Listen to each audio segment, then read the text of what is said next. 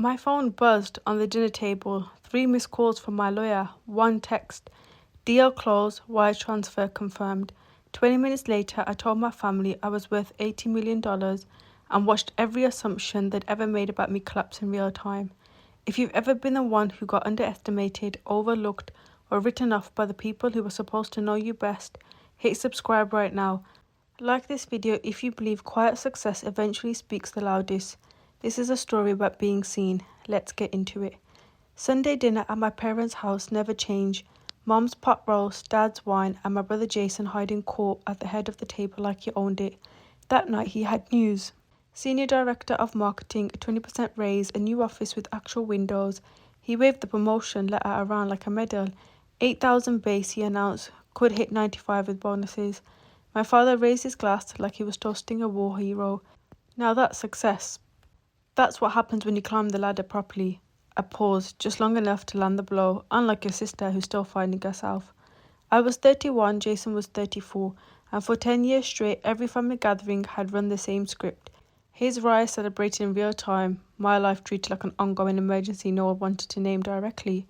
I'm doing fine, I said quietly, like I always did. She's still doing that app development thing, Mom explained to Jason's wife Ashley, talking about me like I wasn't 3 feet away. We keep finding hope she'll find something more stable. My father leaned in, warming up his favourite lecture. Freelancing has no security, he said, no benefits, no retirement plan. When he was my age, he already put in 10 years at the firm, building equity, building a foundation. I have a retirement plan, I said. He didn't hear me. He never did. Jason, generous in his victory, offered to get me an interview in his marketing department. Entry level, he said, a foot in the door, as if 6 years of my life needed rescuing by his. That's when my phone buzzed again and again. I glanced down and felt my stomach drop. My lawyer, my financial advisor, and a text that made the room disappear for a second. Deal closed. Wire transfer confirmed. Call me. Really? Jason laughed as I stood up. It can't wait an hour. I walked to the hallway with my heart slamming against my rib. My lawyer picked up before the first ring finished. Rachel, the acquisition just finalized. Tech course payment cleared. $80 million wired to your account 15 minutes ago. I put my hand on the wall to steady myself. 6 years.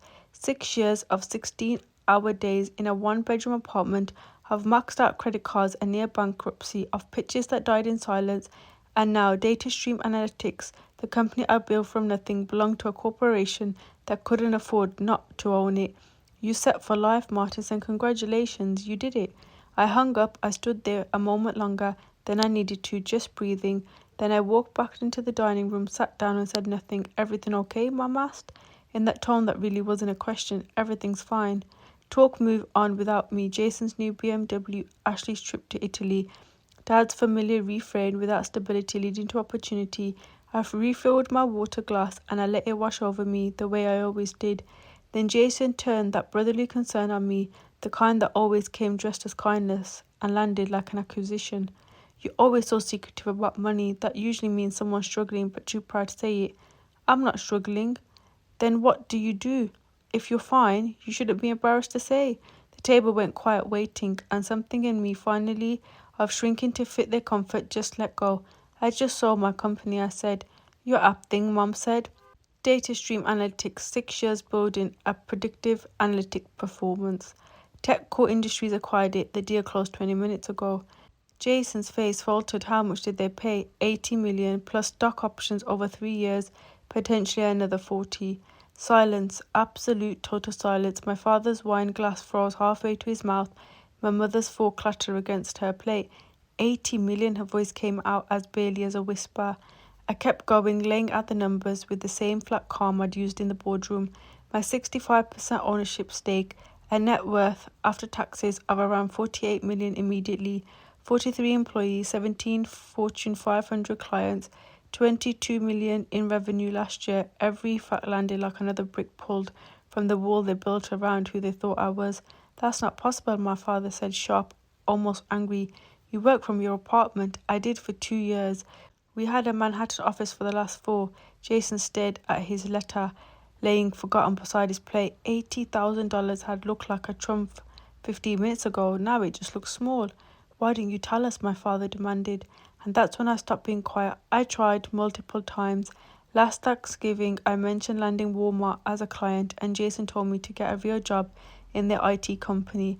At Easter, I brought up our Series B, and Dad told me to stop throwing around Silicon Valley buzzwords. Last month, I said we were in acquisition talks, and Mom asked if I considered an MBA since my startup wasn't working. Nobody spoke. You didn't know, I said, because you didn't listen. There's a difference. Ashley, quiet until now, asked if I was really worth that much on paper. I told her the truth. Around 65 million total between the cash, the vesting options, and the salary they'd never bothered to ask about. The number sat on the table like something radioactive. Jason looked at me like he was seeing a stranger. How is that even possible? You didn't even finish your MBA. I dropped out because I got into Y Combinator. We built DataStream during that program. I told you about it. You thought I was playing tech entrepreneur instead of getting a real job. You sent me a listing for administrative assistant positions. The subject line was some opportunities for you. I remember it exactly. My father's voice was quieter now, concerned. We were trying to help. You were trying to fix something that was never broken. I wasn't struggling. I was building something you didn't recognize as real. Jason pushed his plate, and for the first time all night, something other than pride cracked through. 12 years, Rachel, 12 years. I did everything right, followed the path Dad laid, and you just skipped all of it and ended up with a fortune. I didn't skip anything. I worked 100-hour weeks. I almost lost everything 3 times. I just did it in a way you didn't recognize as legitimate because it didn't come with a title and a corner office. You offered me an entry-level job 10 minutes ago, I added. You had no idea what I'd built because you never asked once. My mother tried to salvage the evening, her voice brittle and bright, insisting this called for celebration.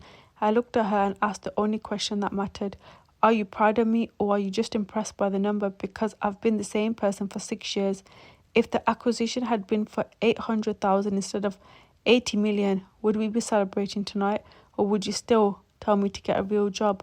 Nobody answered. Nobody could. I stood, thanked my mum for dinner, and told Jason his promotion really was a solid achievement, and I meant it.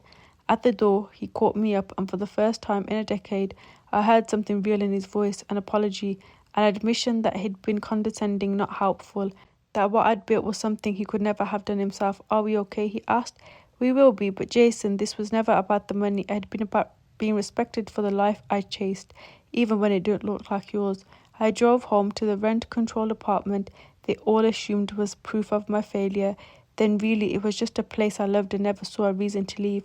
My phone was already exploding. My team, my investors, tech reporters chasing the story. And one text from my mother. We really are proud of you, sweetheart. I'm sorry we didn't show it before. I sat with that message a long time. Being underestimated gives you fuel. Every dismissive comment becoming kindling for the fire that keeps you moving. But once you finally prove them wrong, the fire burns out, and you're left holding a quiet, complicated question. What now? I didn't celebrate with champagne. I ordered Thai food, sat on my couch, and thought about what I wanted to build next. Not for the money and not even for the validation, though I'm human enough to want both, just because I like building things.